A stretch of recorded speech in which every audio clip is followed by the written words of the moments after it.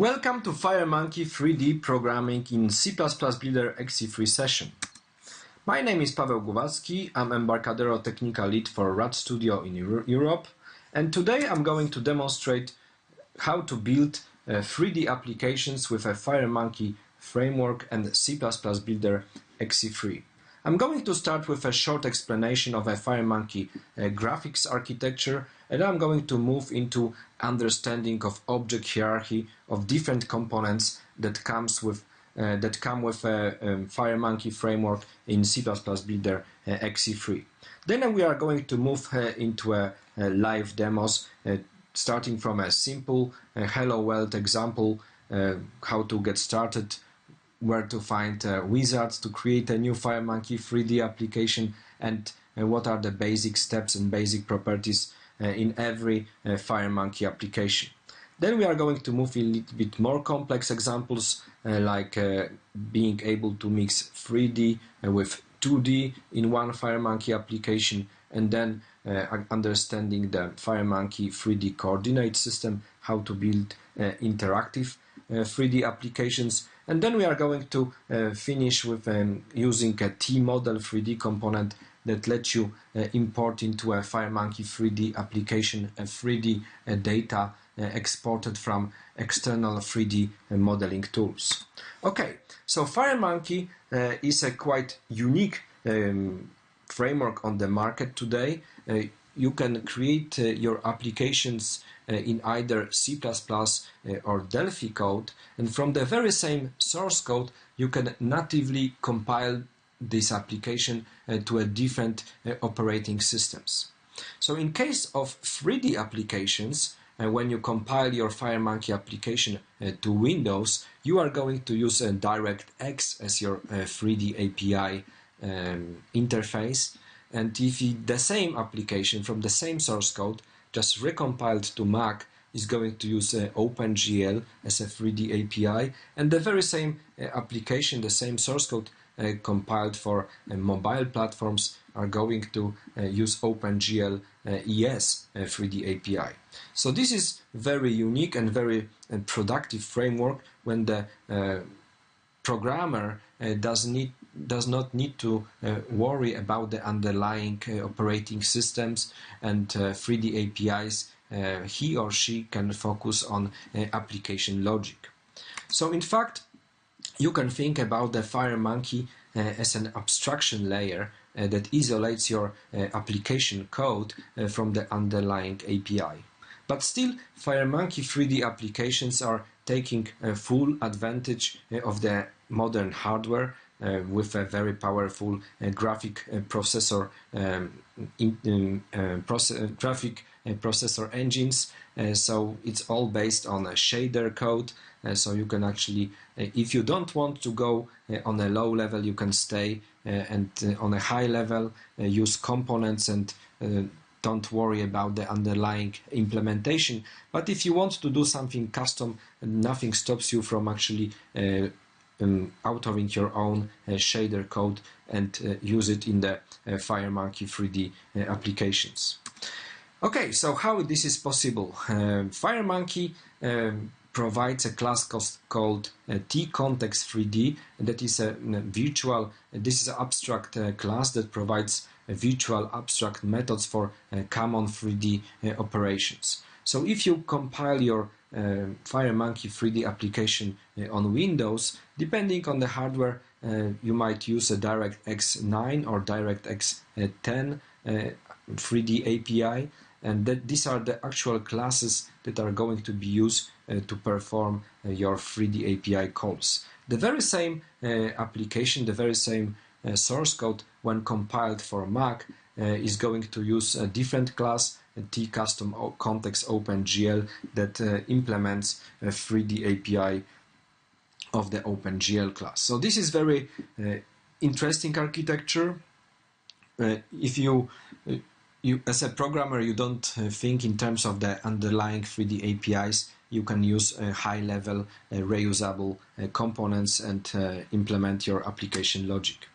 There are a number of components that comes with FireMonkey for creating 3D applications. So like any other component in C++ Builder, Also, FireMonkey 3D components are inheriting indirectly from T component, and then any FireMonkey component derives from TFMX objects, so both 2D and 3D controls and non-visual classes are deriving from TFMX objects. So this class actually introduces a certain important features, like a possibility to any component to own any other component, parenting. So this is also very important and significant in FireMonkey 3D applications, as we are going to see, and also possibility to animate different properties. So in FireMonkey 3D applications, this feature is also very frequently used. Going further in the hierarchy, we have a T-Control 3D class. So this is a base class for anything that has a 3D presence. So the T-Control 3D class introduces properties like position, scale, rotation angle, and also a number of events. So elements, 3D elements in FireMonkey applications can be interactive when they have properties for manipulating the position and the visual appearance, but also you can add code to on-click, on-double-click, and similar events to make your 3D application more interactive. There are some direct descendants from T-Control 3D, like T-Grid 3D or T-Stroke Cube, which are very lightweight visual components. They are rendered just with a number of lines, so it's very inexpensive in terms of performance. You can use quite a lot of stroke cubes and T-Grid 3Ds, and it's going to be very, very performant. Going higher in the hierarchy, we have a T-Shape 3D class that introduces support for custom materials. So in XE3, the FireMonkey 3D has been redesigned, and now material is a separate component. In XE2, previous version of C++ Builder, material was just a property of a shape component. Now it's a separate component connected through a property, so now it's more efficient because many different shapes can share the same material. And then going further in the hierarchy, we have a T-Custom Mesh class. So this is the base class for any components that contain vertex buffer and index buffer. So this is very typical for any 3D applications to send to the graphic processor unit a vertex buffer, an index buffer with the geometry information. So these components like T-sphere, T-cylinder, T-cone, T-cube, they already have this vertex buffer and index buffer built in, so you don't have to provide it, you don't need to worry about the underlying geometry that is being sent to the GPU. There is also a T-Mesh class, which is a generic class with just a vertex buffer and index buffer available for the programmer, so you can have something non-standard. You can be in charge of what geometry data goes into a vertex and index buffer. So there are also some special 3D components, so things like camera, like light. So these are obvious. So you want to have lights in your 3D scene to put some light on different visual elements. T-camera is a component that make it possible to control the point of view and direction from which we look into the 3D scene. There's also T-proxy object class, which can be used to more efficiently work with T-custom mesh descendants. So you don't want to have too many these vertex buffers and index buffers in memory, and potentially you don't want to duplicate, for example, a T-sphere vertex buffer. You can have just one and have multiple spheres rendered in the scene using T-proxy object. There is also T-dummy object, which is a very useful 3D component that acts as a generic 3D container. In FireMonkey, components can contain other components. So also the child components are actually inheriting all the transformations of the contained component. So in this way, we can, for example, put 3D objects into dummy component, and we have one place to control the position, the rotation and scale of the whole scene, which is a very useful possibility. We also have a T-model 3D component, which is a specialized component that lets you import vertex and index and material information from external programs, like for example 3D Studio Max or similar programs. You can use this program to create your 3D world, 3D data, and then export to one of the supported formats and load into this component. Okay, so I believe that's it for the just introduction. Let's jump into demos. So I'm going to start with a simple hello world example, when I'm going to just display Earth and Mars in the empty space. So this is actually very up to date. Now we have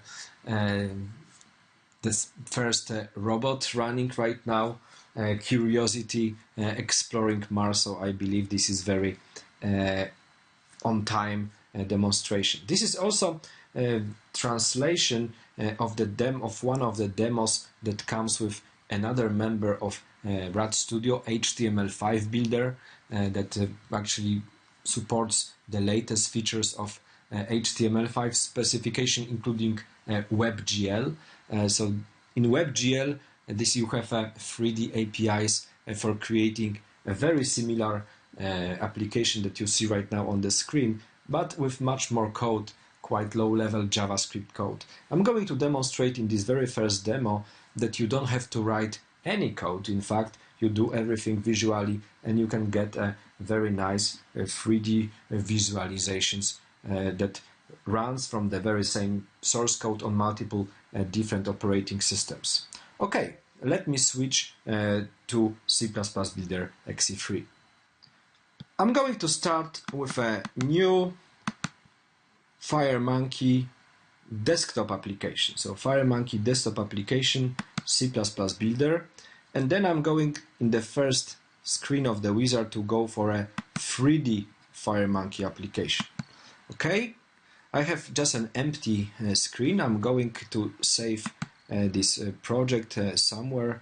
I have actually a special directory on my C drive called CodeRage 7, and I'm going to create an application here called app hello world, and in this application I'm going to keep the default names for the project, for the unit.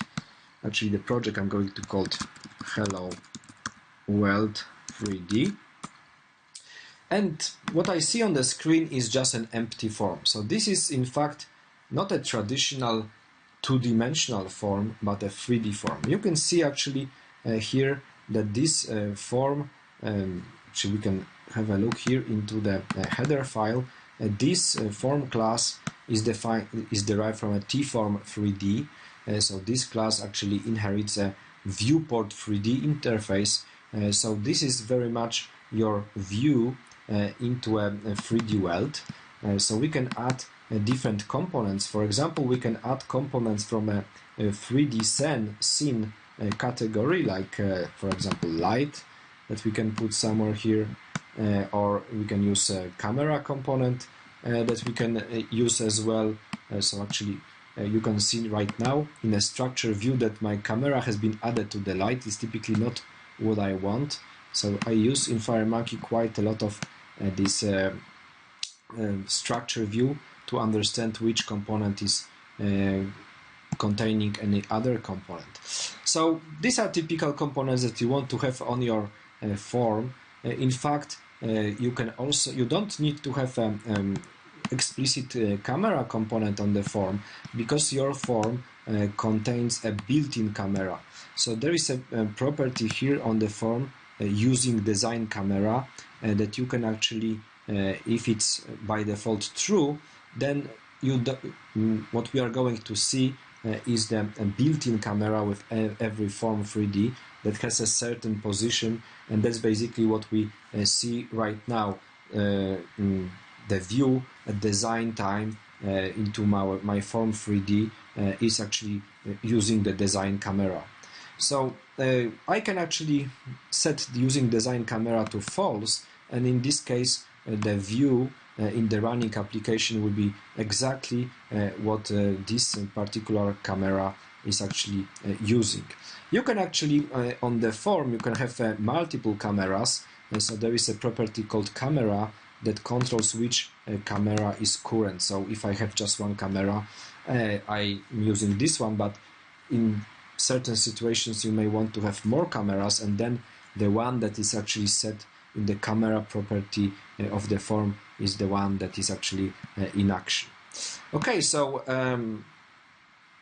there are also components for 3D shapes, so I can add any of these components to the form, like for example a sphere component. So this component will immediately be visible on the form. I can actually manipulate it visually, so I can actually move it on the form using a mouse. Also, I can change different things like position using object inspector, so I can move back to the 0. I can change the scale of this. Actually, in case of the scale, I can make it bigger. So, for example, I can make it 5 times bigger in X direction, Y direction, and Z direction. So in this way, I can actually make my Earth bigger, more visible, maybe even bigger. So maybe 7 would be nicer. So I have really that it's visible in the middle of the screen. So you can also, when we just display any 3D object, like if I add other objects, like for example cone object, so it was added to the sphere, so it's now big, but I can actually move it somewhere else. You can see that those components that I add to the screen, they are red. Basically, this means that they don't have any material assigned to them.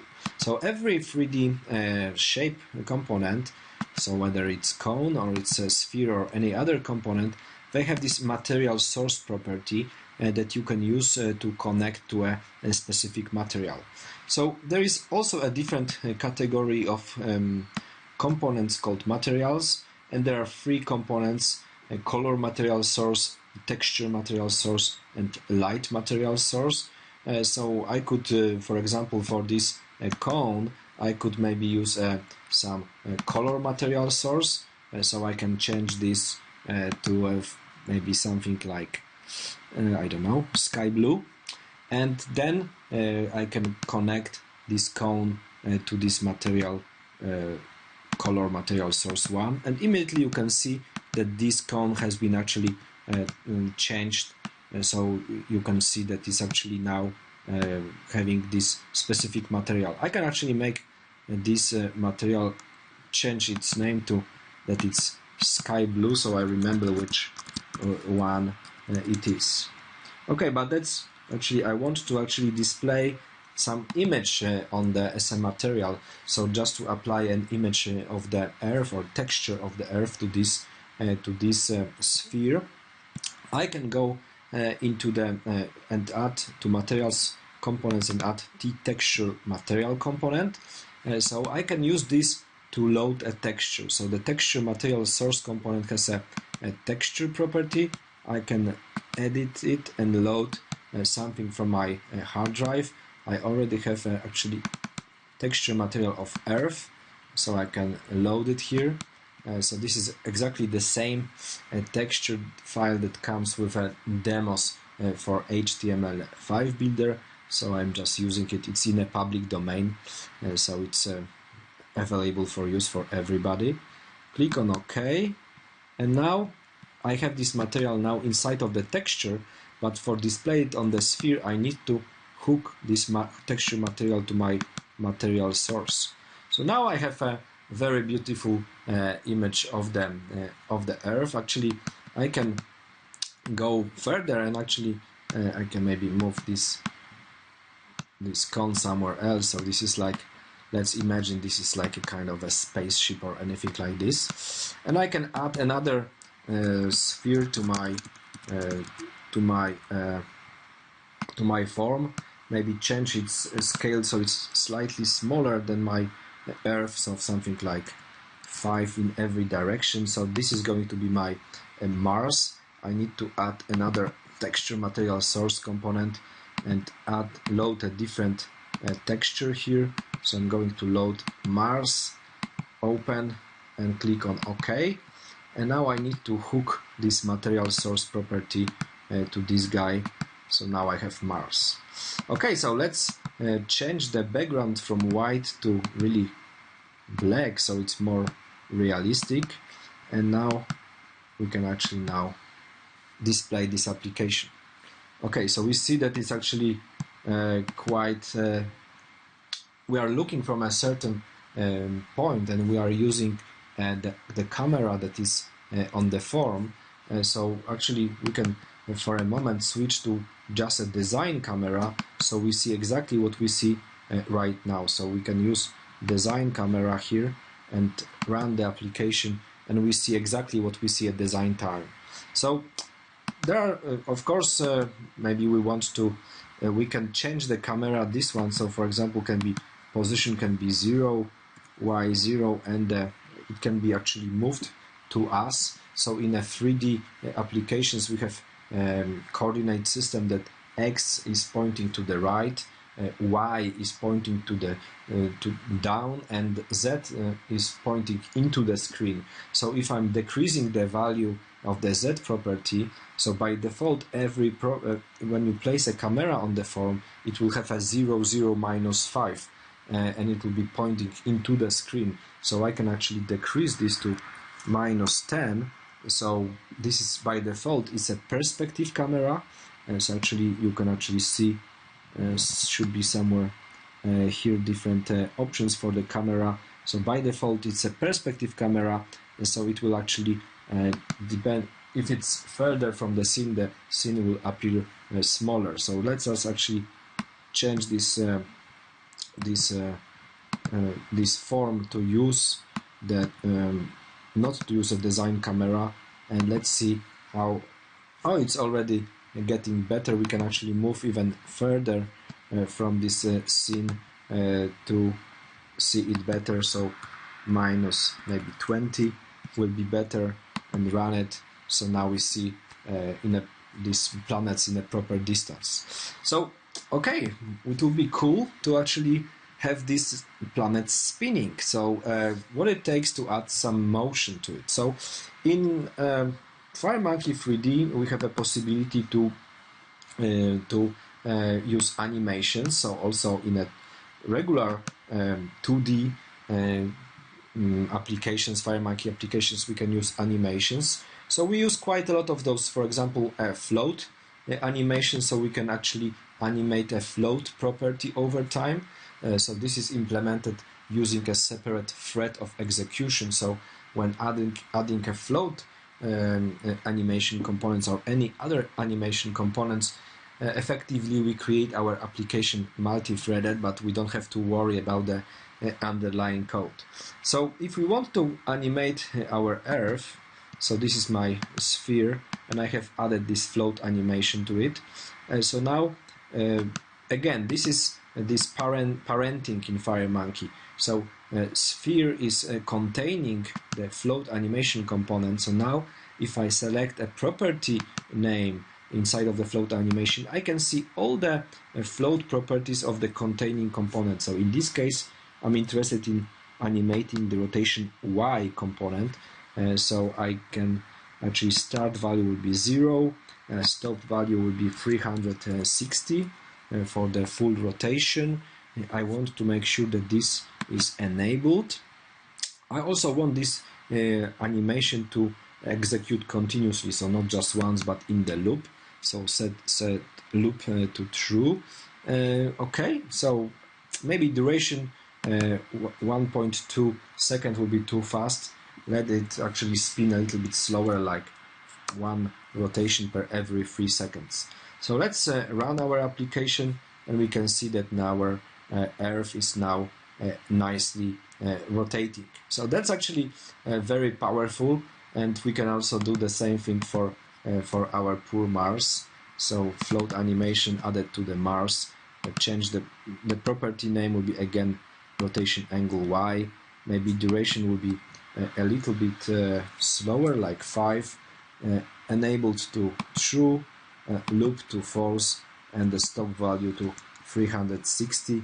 And now we should see two different planets rotating very nicely, and somewhere here we have our cone, which represents a spaceship.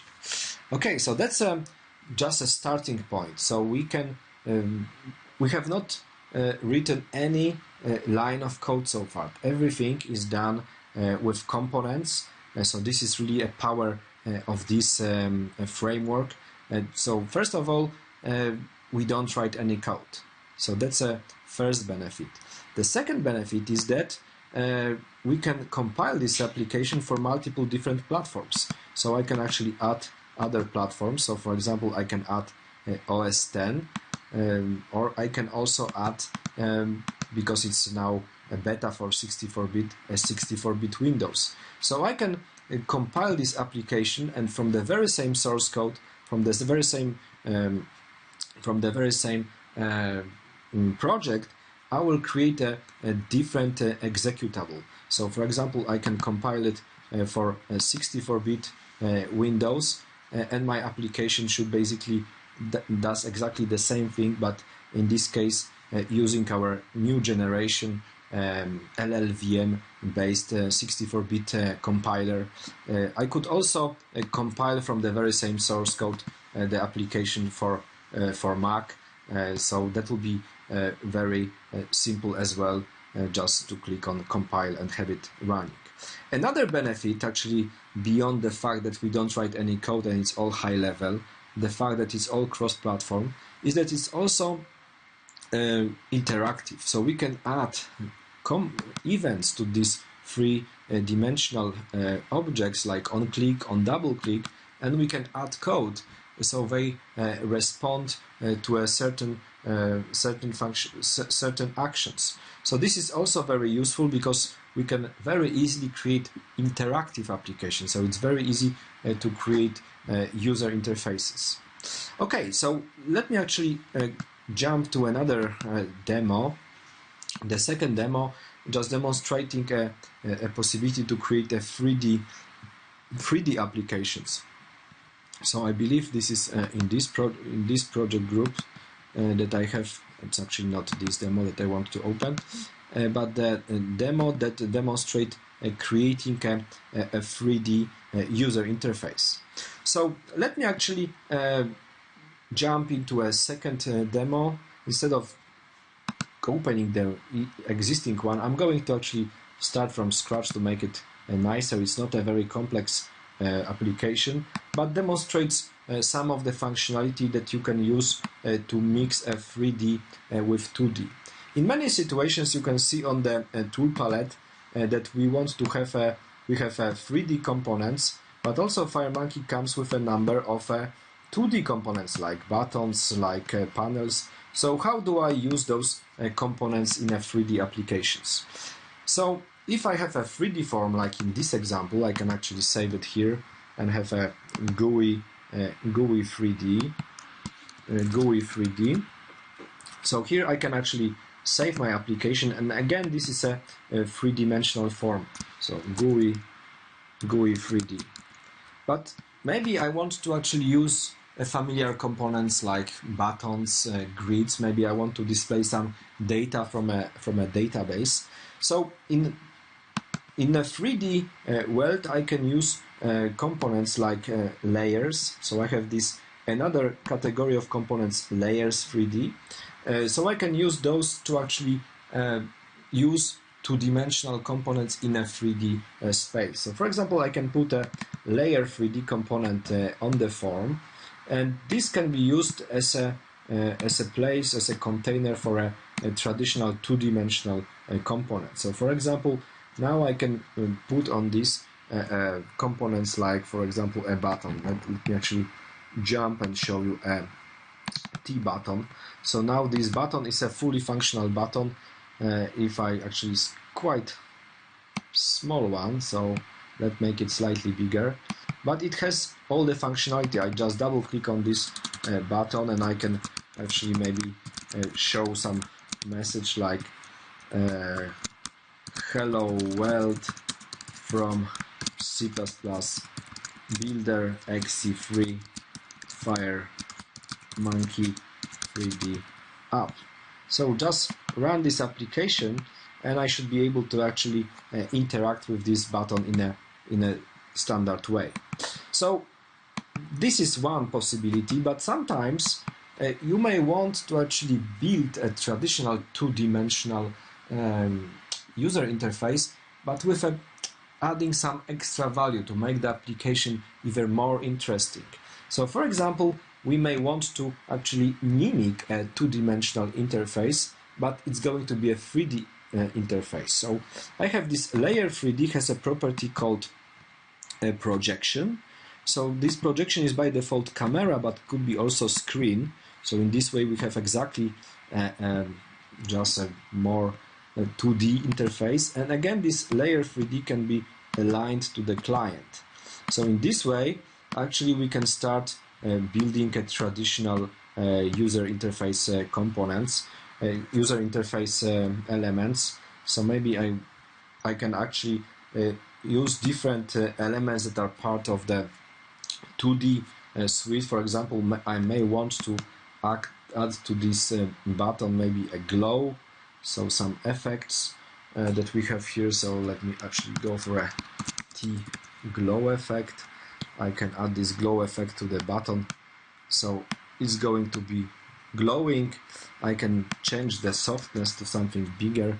In fact, I can add maybe some float animation, so we can change this glow effect, so softness, and now I'm going to go from a duration 1 second, start value will be 1 or maybe 0.5, and the stop value will be 3 in the loop and enabled, and I should have a very nice user interface that is actually showing to the user that is something happening. So I can actually do an inverse as well, so it actually goes back and forth, like showing, okay, click me, but still it is a 2D user interface using some of the FireMonkey features like animations and effects. So basically I can also do things to make it more 3D. So let me actually change this name of this on this button to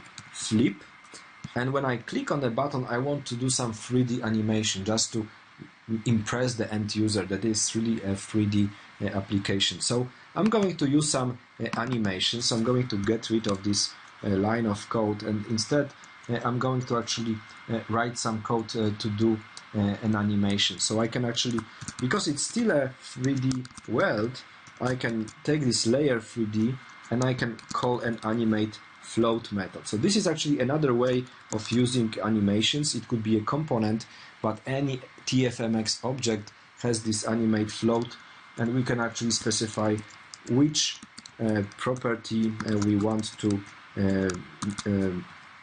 change over time. So we can, for example, say I want to change this rotation angle to 360. This is going to be my new value for the duration of 2 seconds. And at the same time, if I just run this, it's going to do it like this. So it's already very interesting, but at the same time I would like to add some distance. So I would like, when this layer is turning, I want to move it to the back and actually to the front. So I can actually, to achieve more sophisticated effects, I can actually go ahead and combine those different animations. But this is multi-threaded, so I can achieve a more complex so position Z, and I'm going to, the next value will be I'm going to animate float, and let's make it 500. So we are going to move it to the back, and the duration will be just 1 second, and then the next part of the animation will be to move this element back to the viewer. So again we are going to take this position Z property, put it here, and we need to specify at that time also the delay. Actually, let me animate float delay. So that's the name of the thing that I need to use. And if we hover here, we can see that it's going to actually 0 is actually the new value, 1 is the time, and 1 is a delay value. So basically what is going to happen here, we are going to have two simultaneous animations. The whole animation is going to last for 2 seconds.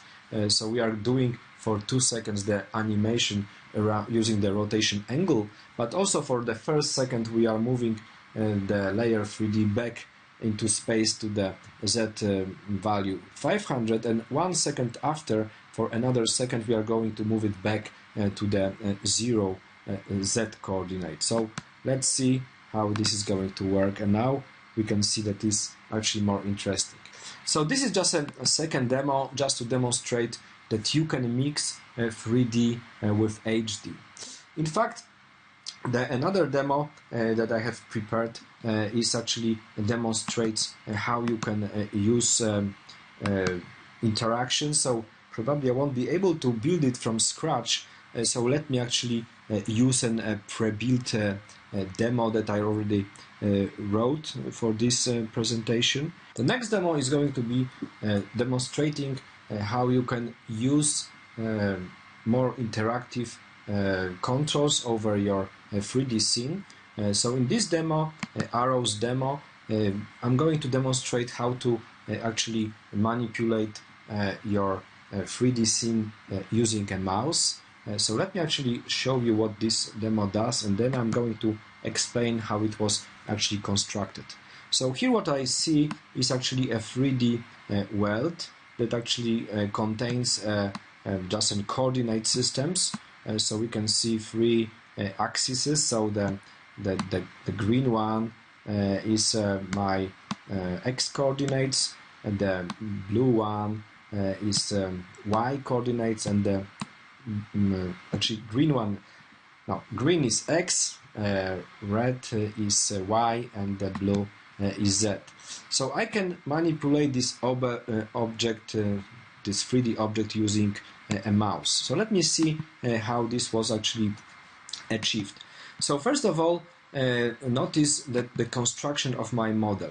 So I have just a dummy component. So this is this container component that contains 6 different subcomponents. So I have a cylinder component. So this is my axis. So in this case, my x-axis. Actually, I can move this to the whole dummy. I can move to the position 0, 0, and the rotation angle also to 0, 0. So this is exactly like it is using the design camera. If I would actually now run this application, I could see that I have a red axis to the x direction, green to the bottom in y direction, and blue that we just see the circle is into the z space. Now I can actually, using a mouse, I can change the rotation. In fact, I'm not changing the rotation of the model, but I'm changing the position of the camera. So the model remains in the same position. By just moving the mouse, I'm changing the position of the camera. So let's have a look at the model. So the model is all contained in a dummy, and notice that if I change the scale of a dummy component, I'm changing the scale of the whole model. So this is very powerful feature of FireMonkey, and dummy is very useful. So you can have the contained component basically is the coordinate system of the child component. So for example, my cone component, this component x, so you can see it here, it has a position -2. So my cylinder x itself has a height of 4. So if I want to position this arrow, it is in the coordinate system of my cylinder. So my -2, if I move this to 0, it will be somewhere in the middle. So I want to move it back to -2. I can also change the rotation angle individually, so it will just, for example, I can turn it to 180, so it will actually, no, it's actually Y is not a good example, maybe X will be better. So you can see this is now in opposite direction, but probably not exactly what I want to achieve, so I can turn it back to 0. So I can build a model just by adding elements to it, changing their properties, like especially position, rotation angle and scale, and paying very big attention to which component is containing which other component. So that's also I'm using some this light material source components to assign a different color or different material to individual axes. The camera itself is actually made of 3 different components. So there are 2 dummy components, dummy Y component that contains another dummy component, camera X, and then in turn this component contains camera Z. So basically in this way we can control 3 different aspects of the position of the camera. So the first 2 components, camera Y and camera X, they have a position 0, 0, and the only role of them is to actually change the rotation angle of the camera in either Z around the X axis, so this one, and around the Y axis, so this one. So basically when we move our mouse to the right, what's happening is we are changing the rotation around the Y-axis, and when we move the mouse vertically, we are changing the rotation around the X-axis. And then the camera Z itself is actually -10, so when we are actually using a mouse wheel, so this is this property here, a mouse wheel, we are actually changing the position of the camera to move further or closer to the model, so then the end result is that we can scale the model out and in. So in this way we can actually implement the possibility to look at this model from different directions. So this is quite a typical code that you can find in the FireMonkey just for doing these 3D manipulations. So first of all, when I want to move actually make a rotation, the moment that the mouse is actually pressed down, I know I have a private variable called fDown, which is of type t.f. You can actually see it in my header file. So this is my variable point f of type t.f that just contains the x and y coordinates of where the mouse was pressed. And this is basically what it's done here, is to remember this. So when the mouse is moving and we detect that there is also left button pressed, what we do is we change both rotations accordingly. So depending on the y coordinate, so this is how the y coordinate has changed. So the y is the current coordinate and the y on fDown is a previous coordinate. We calculate the delta, multiply it by a certain factor to make it more, not too much and not too small in terms of the rotation, and we change the rotation of around the x-axis. So basically, x-axis is this horizontal axis. So when the y is changing, so more from the top to the bottom, this is the amount how much we need to rotate around this horizontal axis. The same thing for the x coordinate. So we basically, when we move our mouse changing the x coordinate, so from the left to right or from the right to left, we want to rotate around the vertical y axis. So in this way, also, the next thing is to actually remember the new position. So the next time the mouse move event is fired, we actually starting from the previous position.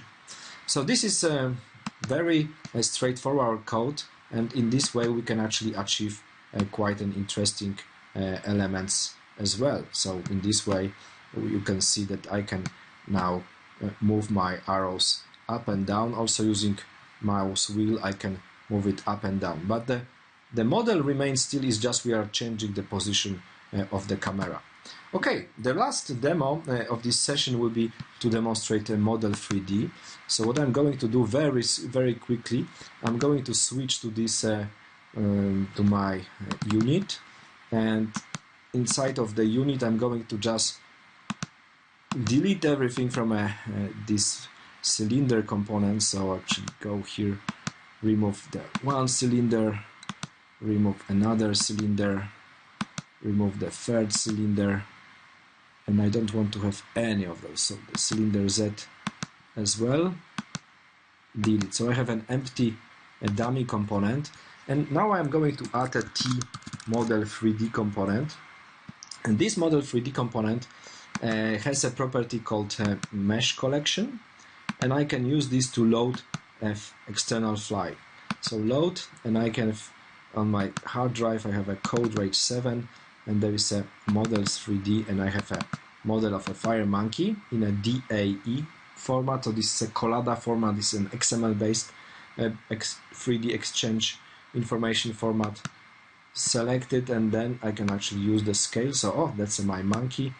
Click on OK, and now I have instead of having just a predefined elements, now inside of my 3D application I can have an arbitrary model created in the external environment. In this case, this is a informal FireMonkey logo from the XE3 release, but there's also a corresponding 3D file to it. Okay, I'm going to switch back to the last slide on the other virtual machine. So this is my virtual machine, and these were the demos that I have demonstrated. And thank you very much for watching this FireMonkey 3D programming with C++ Builder XE3 session on CodeRage 7 Totally Technical Online Conference. Thank you very much for watching. Does the new RAD Studio XE3 license grant access to prior versions of RAD Studio? Yes, it does. So that's not specifically this 3D C++ Builder programming question, but Sure. yes, it does. So this is actually, yeah, when you get an XE3, you automatically get licenses to the previous versions of RAD Studio or Delphi or C++ Builder, depending what you get. All right. If you working with 2D bitmap files, you may edit hotspots on the picture, so hovering make it possible to click and get something to happen. Is it possible to do that in a 3D world as well? Yes, it is possible. So basically, this is something I have mentioned in the very first demo. So really, FireMonkey 3D is a great environment for being productive in 3D graphics. So normally, to achieve these results that we have seen, you would need to write quite a lot of low-level code full of mathematics, different shader code, and so on. So here we have also not only a possibility to not to write this code, and also to be able to compile to cross-platform, but also this is not a true visualization, it's just also interactive. So every of these T-control 3D descendant objects, so very much everything that we see on the screen that has a position, it also has a user event, so things like on click, on double click, and those events that you can program in the event in the parameters, you will receive the actual 3D coordinate of the place that you have clicked in the 3D space. So in this way, you can easily actually write code to implement such hot maps in a 3D space. For example, when you click on a certain place in a 3D space, you can display certain information from a database or something similar. What is the support, or is there support for streaming video in the camera property? There is no built-in support for streaming for the camera.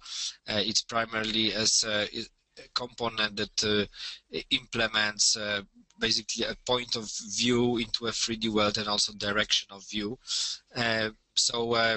But we do have support for, in XE3, FireMonkey introduced support for multimedia. So we have support for playing audio and video files, and also for audio and video capture. So it's not truly streaming, but you can embed in your FireMonkey applications both HD and 3D video and playback it. Yeah, actually the video only plays in HD right now. We render it directly on the screen. I mean that you can actually, something that I mentioned in a second demo, in a 3D you can actually easily mix an HD with a 3D component. So actually the last two demos were example of an HD application with a viewport 3D component. So as long as you don't put this video on a viewport 3D but just on a regular HD space, you should be able to contain both video and also side-by-side 3D, but obviously not directly in a 3D space. Right, right.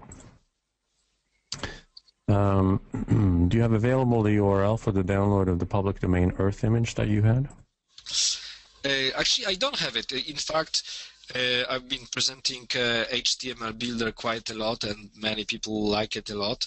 And there is this demo, Planets demo, that demonstrates HTML5 WebGL canvas, and the sample files that comes with it. These are these Earth and Mars texture files, and there is this little licensed text file that states that these two files are in public domain, but it does not contain information where they are coming from. So I believe that they are public domain, but I don't know the actual origin. But just to for another question that was, so basically these two textures are part of the RAD Studio XE3 installation. So when you get Delphi or C++ Builder before the end of the year, you also get HTML5 Builder, and these textures comes with demos for HTML5 Builder. Yep. Is there plans for UV mapping support? That's a good question. Maybe it's more of a question to the Eugene or architects of FireMonkey. So I believe that the 3D FireMonkey as a platform is evolving. So we're now seeing the second version of FireMonkey. So in terms of the 3D, as compared to the original version, it has evolved a lot.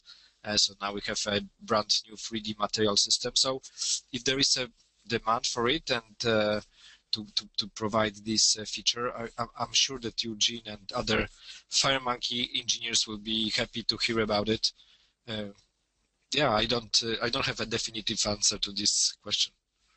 If I'm not mistaken on what UV mapping support means, I believe my math visualization demo and my wave visualization demo that I have articles for on the EDN and blog posts as well, I believe those qualify as UV mapping support as far as mapping a bitmap that's actually a line of colors to a texture.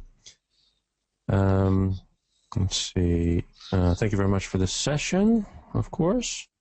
We answered the can you mix 2D and 3D? You have to use a HD application with a 3D viewport.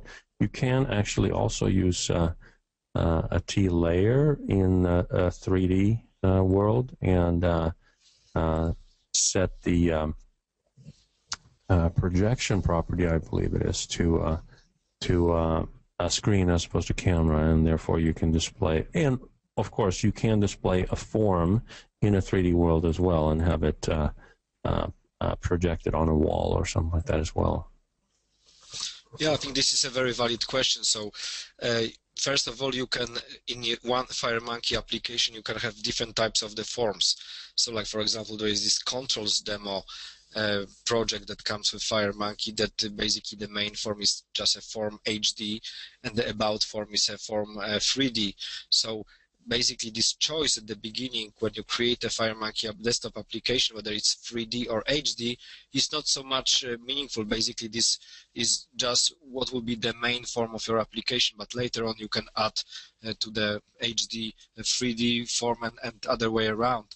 And also within the actual form you can mix. So if you have an HD form with a traditional two-dimensional components, you can add viewport 3D component and to add to host 3D components, and other way around. You can have a 3D form and you can use layer component to put a two-dimensional components on it. And you can, or you don't have to actually set it to this projection to screen, because you can also have it truly three-dimensional. So in this case, they will be not just straight to the screen, but they will still be a 2D components.